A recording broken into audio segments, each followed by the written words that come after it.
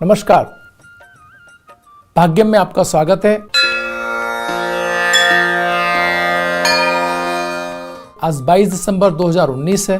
पौष मास चल रहा है, कृष्ण पक्ष है और तिथि एकादशी है। वार रविवार है। विक्रम संवत 2076 और परिधावी नाम का संवत्सर चल रहा है। शक संवत 1941 और सूर्य दक्षिणायन के अंदर है। इस समय शिशिर ऋतु प्रारंभ हो चुकी है। धनु मास प्रारंभ हो चुका है। अंग्रेजी तारीख की बात करें तो 22 दिसंबर 2019 है। मुस्लिम तारीख 24 है आज और रवि उल्सानी माह चल रहा है। हिजरी सन 1441 है। पंचांग में तिथियों की बात करें तो एकादशी आज दिन में 3:23 तक है। उसके उपरांत द्वादशी तिथि आरंभ हो जाएगी। नक्षत्र स्वाति है आज रात्रि में 6:38 तक। उसके उपरांत विशाखा नक्षत्र आरंभ हो जाएगा। योग अतिगंड दिन में 8:39 तक है। उसके उपरांत सुकर्मा योग आरंभ हो जाएगा। करण बालव है दिन में 3:23 तक। उसके उपरांत कौलव करण आरंभ हो जाएगा। सूर्योदय जयपुर में 7:16 पर हो रहा है और सूर्यास्त 5:34 पर।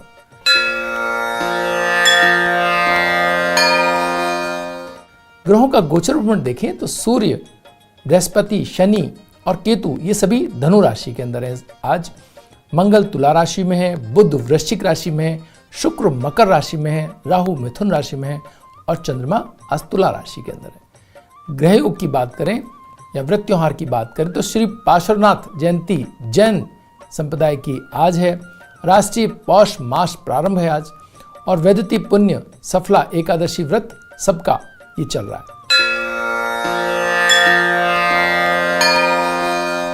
शेष चौगड़ियों की बात करें तो चर, लाभ और अमृत का चौगड़िया 8:33 से 12:25 तक है। शुभ का चौगड़िया 1:42 से 3 बजे तक है। राहु काल वेला उन लोगों के लिए जो राहु काल वेला के अंदर कार्य नहीं करते हैं अपने शुभ कार्य, उनके लिए 4:30 से 6 बजे तक है। अगर राहु काल वेला में कार्यों को टालना आप संभव ना हो, जरूरी काम है, जाना संभव हो, तो मिष्ठान का सेवन करके कार्य आरंभ कर सकते हैं। इससे राहु काल का दुष्प्रभाव कम हो जाएगा। दिशाशूल जो लोग मानते हैं आज पश्चिम दिशा के अंदर दिशाशूल रहेगा। इसलिए आज अगर पश्चिम दिशा की यात्रा करना बहुत आवश्यक हो तो टाला जाना संभव नहीं हो यात्रा के अंदर, तो ऐसी स्थिति के अंदर आपको लगता है कि प्रारंभ करने से पूर्व जल भरे कलश का शगुन लेकर के आप यात्रा प्रारंभ कर सकते हैं।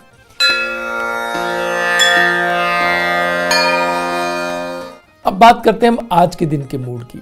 आज तुला राशि के अंदर चंद्रमा और मंगल की युति बन रही है। इसके मायने क्या है? तुला राशि के अंदर चंद्रमा और मंगल की युति एक ऐसी स्थिति को जन्म देती है जो चंद्रमा और मंगल दोनों जब साथ होते हैं तो भावनाओं के अंदर एक ताकत, एक एनर्जी महसूस करते हैं। तो भावनात्मक कार्यों के अंदर आज बहुत एनर्जी है। आज ऐसी स्थिति आपको महसूस होगी जिसके अंदर कोई भी कार्य करते समय, कोई भी बात के लिए अगर आप जा रहे हैं, कहीं से मिल रहे हैं, इंटरव्यू दे रहे हैं, कोई भावनात्मक बात कर रहे हैं, कोई लेन देन है धन संबंधी, तो वो सभी बहुत अच्छे तरीके से होता हुआ आज आपको महसूस होगा। साथ ही साथ में एक जो बच्चे आज जन्म ले रहे हैं वो आप देखेंगे कि ऐसे बच्चे आज आ रहे हैं जिनकी कुंडली के अंदर निश्चित धनवान होने का योग है। यानी कि चंद्रमा और मंगल जब साथ होते हैं किसी भी राशि के अंदर, जन्म कुंडली में कहीं भी, तो एक चीज निश्चित रूप से देते हैं, वो है धन की अच्छी स्थिति।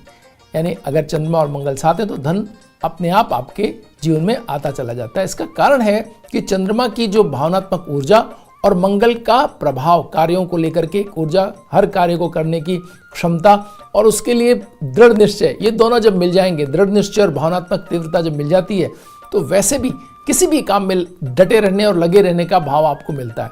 और इससे फायदा ये होता है कि आप एक दिन किसी भी कार्य में, चाहे छोटे से छोटे कार्य में लगे हो, धनवान हो जाते हैं। साथ ही साथ शुक्र जो है वो भी आज ऐसी स्थिति के अंदर है जिसके अंदर आपको कलात्मक ऊंचाइयां प्राप्त होने का योग देता है। यानी शुक्र की स्थिति कलात्मक ऊंचाई दे रही है, मंगल और चंद्रमा की स्थिति कार्य को दृढ़ता से करने का भाव दे रही है। तो कला जगत के अंदर जो लोग हैं उनके लिए भी ये स्थिति बेहतर है। लेकिन एक जगह जहां 4 ग्रह एक साथ दिखाई दे रहे हैं और साथ के अंदर ये ग्रहों का योग, तो अगर जो लोग नाराज हैं या किसी बात से, किसी चीज को लेकर के, अपनी मांगों को लेकर के, या कहीं बहुत ही दृढ़ता के साथ टिके हुए हैं कि हमारी बात मानी जानी चाहिए, उनके हौसले थोड़े से नकारात्मक हो सकते हैं, या कह सकते हैं वो बढ़े हुए हो सकते हैं।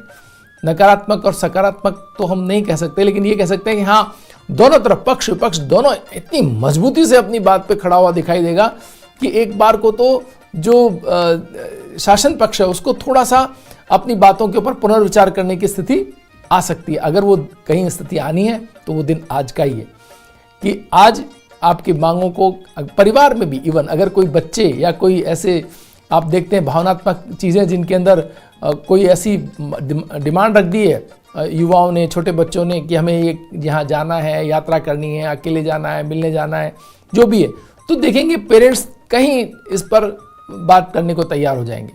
मानी जाए या ना मानी जाए अलग बात है, लेकिन एक बातचीत, अच्छी सौहार्दपूर्ण बातचीत होने की पूरी संभावना आज के दिन के अंदर मौजूद है। मेष और वृश्चिक राशि वालों के लिए शानदार उपलब्धियों भरा रह सकता है आज का समय। कल्पनाओं के साकार होने का एहसास होगा आपको।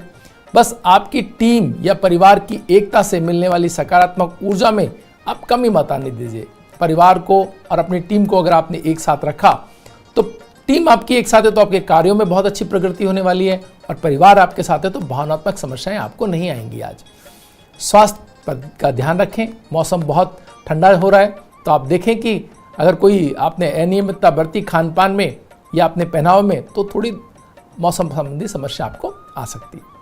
वृष और तुला राशि वाले शुक्र प्रधान लोगों के लिए समन्वय, दक्षता और साहस सीखने के साथ नए अनुभवों से गुजरने का समय है। बहुत ही अच्छी आज के दिन की ऊर्जा है। शुक्र बहुत अच्छी स्थिति के अंदर है। आप जहां भी खड़े होंगे अपने लिए पॉजिटिव चीजें पाएंगे। परिवार की बढ़ी हुई अपेक्षाओं से संतुलन बैठाने में आर्थिक दबाव महसूस कर सकते हैं।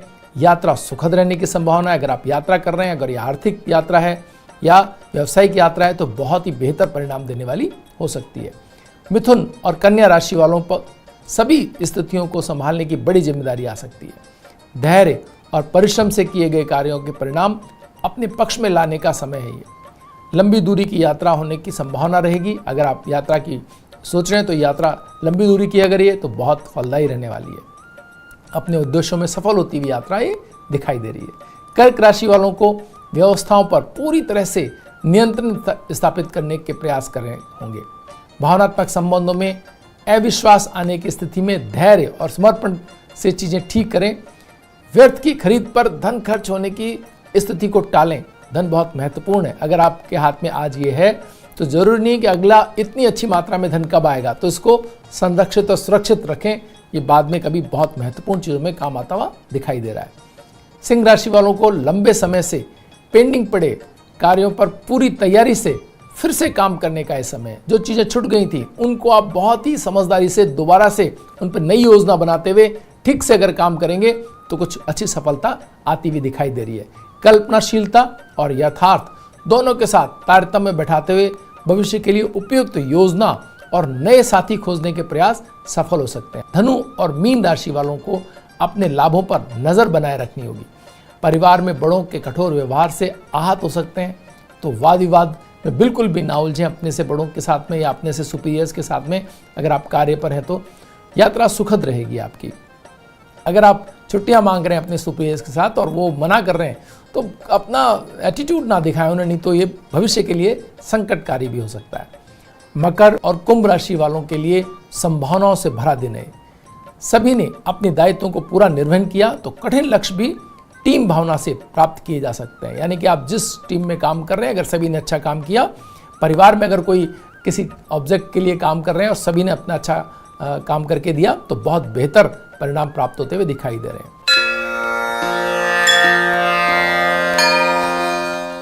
आइए अब बात करते हैं सितारों की। आज हमारे पास सितारों के सितारे में जो हर रोज हम बात करते हैं किसी एक ऐसी कुंडली पर जिसकी कुंडली के आधार पर हम अपने दर्शकों को ये बताते हैं कि अगर आपके आसपास आपके बच्चों की कुंडली में, आपकी स्वयं की कुंडली में अगर ये योग हैं तो कैसे इनका लाभ उठाया जा सकता है।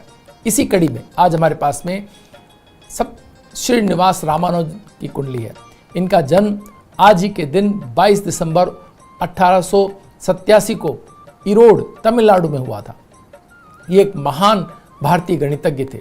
इन्हें आधुनिक काल के महानतम गणित विचारकों में गिना जाता है। इन्हें गणित में कोई विशेष परीक्षण नहीं मिला था, फिर भी इन्होंने गणित के विश्लेषण एवं संख्या सिद्धांत के क्षेत्र में गहन योगदान इनका माना जाता है। रामानुजन बेहद गरीब परिवार से थे। उन्होंने गणित विषय इतना अधिक पसंद था कि उन्होंने 11वीं की परीक्षा में गणित में टॉप किया, लेकिन बाकी सभी विषयों में वो फेल हो गए थे। उसके बाद वे स्कूल की पढ़ाई जारी नहीं रख पाए। डिग्री नहीं होने के कारण नौकरी भी नहीं मिली, लेकिन गणित में उनकी अद्वितीय प्रतिभा के कारण डिप्टी कलेक्टर मिस्टर अय्यर की मदद से मद्रास में उनका पहला शोध पत्र एक जर्नल में प्रकाशित हुआ। लंदन के प्रोफेसर हार्डी ने शोध कार्य को पढ़ने के बाद रामानुजन ने बताया कि उन्हें प्रोफेसर हार्डी के अनुत्तरित प्रश्न का उत्तर खोज निकाला है। यहाँ से रामानुजन के जीवन का सफलतम अध्याय शुरू हुआ। प्रोफेसर हार्डी ने इन्हें कैम्ब्रिज बुलाया। यहाँ रामानुजन को रॉयल सोसाइटी का फेलो नामित किया गया।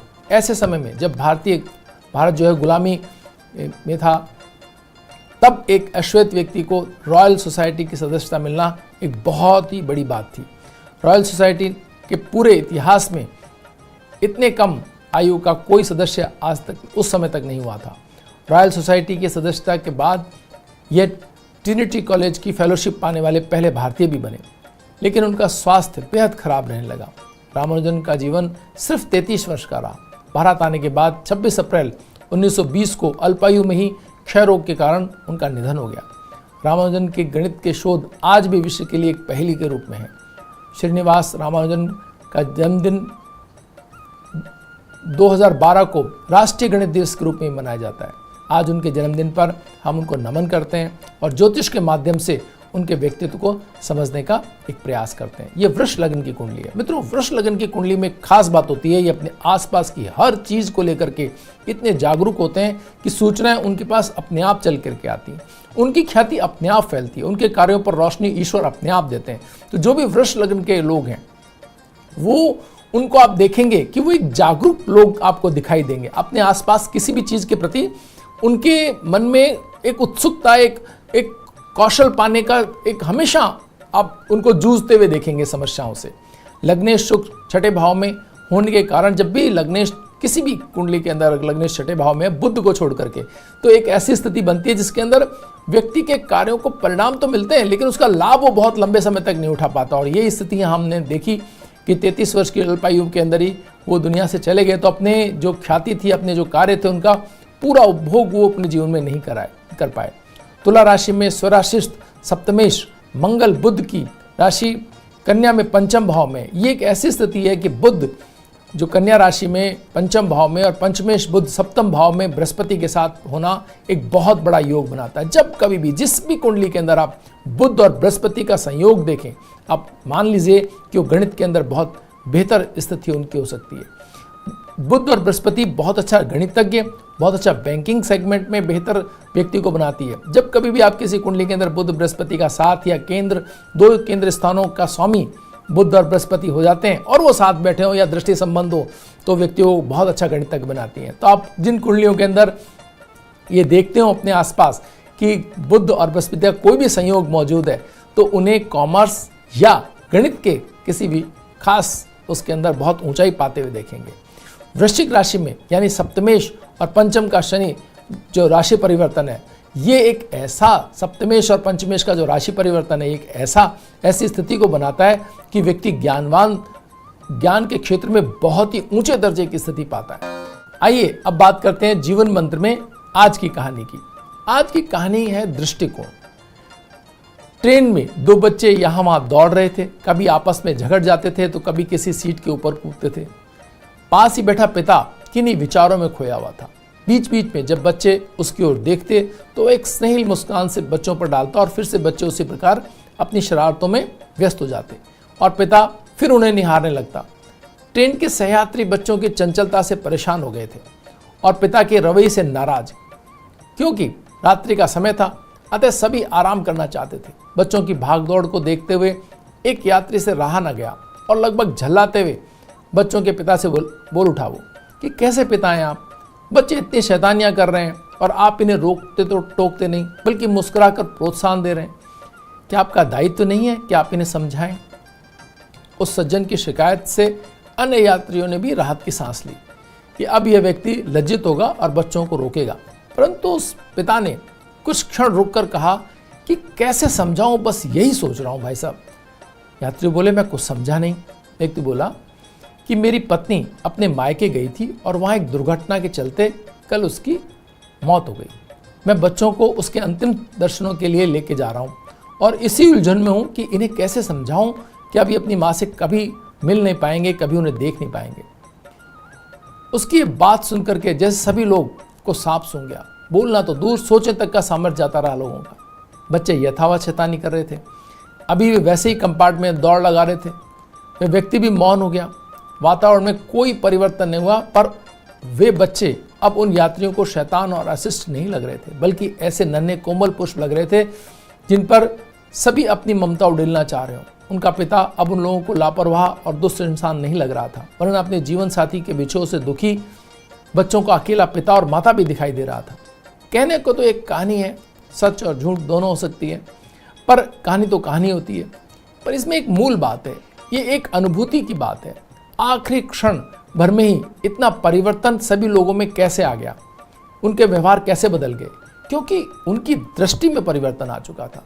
हम सभी इसलिए उलझनों में हैं क्योंकि हमने अपनी धारणाओं रूपी उलझनों का संसार अपने इर्द गिर्द स्वयं रच लिया है।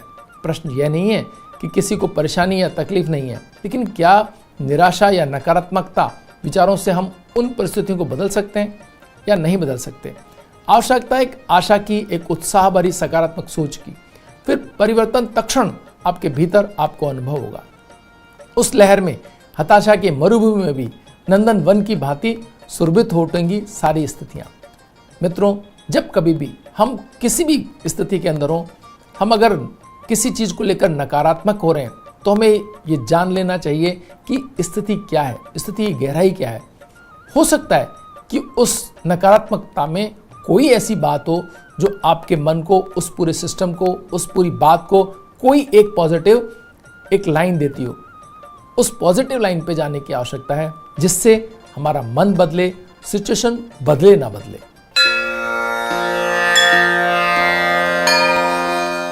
स्वास्थ्य मंत्र में हम दोस्तों पिछले दिनों हम बात कर रहे थे भोजन से संबंधित नियमों की। भारत के नागरिकों के स्वास्थ्य की स्थिति वर्तमान में पूरे विश्व में बेहद चिंताजनक है। वर्तमान में भारत में मधुमेह, हृदय रोग, फेफड़ों के रोग और अन्य खराब जीवन शैली से होने वाले रोग जिस तेजी से बढ़ रहे हैं, उस आधार पर अपना देश कई रोगों की विश्व राजधानी बनने को है। हमें इस अभिशाप को मिटाना चाहिए और अपने बच्चों को स्वस्थ जीवन शैली अपनाने के लिए प्रेरणा देनी चाहिए, क्योंकि आजकल खराब जीवन शैली के शिकार बच्चे ही ज़्यादा हो रहे हैं। छोटे बच्चे इन दिनों मधुमेह और हृदय रोग से ग्रस्त हो रहे हैं। इसलिए हमें अपने बच्चों को खाने पीने की गलत आदतों से बचाना बहुत जरूरी हो गया। तो चलिए बात करते हैं आयुर्वेद में बताए गए भोजन के कुछ और नियमों की। भोजन अनुकूल स्थान और सामग्री से युक्त होना चाहिए। सात्विक सामग्री और सात्विक मन से बनाया हुआ भोजन करने से मन प्रसन्न रहता है, तृप्त होता है, मन में प्रतिकूल विचार नहीं आते। यह अनुकूलता शरीर को स्वस्थ भी रखती है। भोजन जल्दी जल्दी नहीं करना चाहिए। जल्दी जल्दी भोजन करने से भोजन में सलाइवा ठीक से नहीं मिल पाता, जिससे भोजन के बड़े अंश का पाचन नहीं हो पाता और शरीर को आहार द्रव्यों का पूरा लाभ नहीं मिल पाता। अतः खूब चबा चबा कर धीरे धीरे भोजन करना चाहिए, लेकिन बहुत धीरे धीरे भी भोजन नहीं करना चाहिए। रुक रुक के भोजन करने से तृप्ति नहीं होती और ज़्यादा मात्रा में खा लिया जाता है तथा आहार ठंडा भी हो जाता है। इससे शरीर में आहार रस विकृत हो जाता है। अतः बहुत धीरे धीरे और रुक रुक के लगभग 1 घंटे भर भोजन नहीं करना चाहिए। भोजन करने की सामान्य अवधि आधा घंटा है। भाग्यम में अब वक्त है अंकों के आईने में आज के दिन को देखने का। आज मूलांक 4 है, ये सूर्य और यूरेनस को रिप्रेजेंट करता है। आज के दिन का भाग्यांक 1 है, ये सूर्य की पॉजिटिव एनर्जी को रिप्रेजेंट करता है। इसके मायने क्या हैं? इसके मायने ये हैं कि जब सूर्य अपनी पॉजिटिव एनर्जी के साथ हो तो आप देखेंगे कि इतनी ऊर्जा उस दिन के अंदर होती है सूर्य की कि वो सभी कार्यों को, राजकीय कार्यों को या प्रशासनिक दक्षता के कार्यों को या जिसमें पब्लिक जुड़ी हुई है उन कार्यों को करने के लिए, नीति बनाने के कार्यों को करने के लिए, या ऐसे कार्यों को जिसमें बहुत सारे लोग एक साथ कार्य करें और परिणाम लें, इसके लिए बहुत बेहतर दिन माना जाता है। सब के मन एक हो सकते हैं, लेकिन यहाँ साथ साथ ही सूर्य की नकारात्मक ऊर्जा भी मौजूद है। अगर इसी बात को हम दूसरे शब्दों में कहें तो कह सकते हैं कि किसी एक चीज की एक समूह इच्छा कर रहा होगा और दूसरा समूह उसको नकार रहा होगा। ये घर, परिवार या किसी भावनात्मक मुद्दे पर या सरकारी किसी नीतियों के विरुद्ध या पक्ष में या किसी भी ऐसी स्थिति को ये प्रदर्शित करता है जिसके अंदर नेगेटिव और पॉजिटिव दोनों चीज़ें हों। अगर आपको लगे कि हमें सिर्फ पॉजिटिव इसका प्रभाव लेना है तो अपनी बातों को, अपनी भावनाओं की तीव्रता को आज रोकना चाहिए, क्योंकि अगर ये एक बार तीव्र हुई और नकारात्मक हुई तो कोई अंत इसका नहीं हो सकता। फिर ये इतनी बड़ी हो सकती है कि जिसकी कल्पना करना मुश्किल है। अगर टकराव हुआ तो बहुत इसके नकारात्मक परिणाम निकल करके आ सकते हैं, क्योंकि सूर्य की ऊर्जा पॉजिटिव जब लग रही होगी और नकारात्मक प्रभाव होंगे तो टकराव बहुत ज़्यादा बड़े रूप में दिखाई दे सकता है। तो किसी एक पक्ष को बहुत समझदारी से पीछे हटने की आवश्यकता यहाँ आज के दिन की ऊर्जा में दिखाई देती है। आज जो बच्चे जन्म ले रहे हैं वो बहुत ही एक इतने ऊंचे दर्जे के साहसी और इतने ऊंचे दर्जे के संघर्षशील व्यक्ति होंगे कि उनके जीवन के अंदर संघर्ष और ज्ञान पाने की लालसा बहुत बड़ी होगी और वैज्ञानिक या प्रशासनिक अधिकारी या किसी प्रकार के खोजपूर्ण कार्य करने में दक्ष व्यक्ति के तौर, वैज्ञानिक के तौर पर या राजनेताओं के तौर पर हम उनको उनके भविष्य को देखते हैं। भाग्यम में आज इतना ही, फिर हाजिर होंगे नई जानकारियों के साथ। नमस्कार।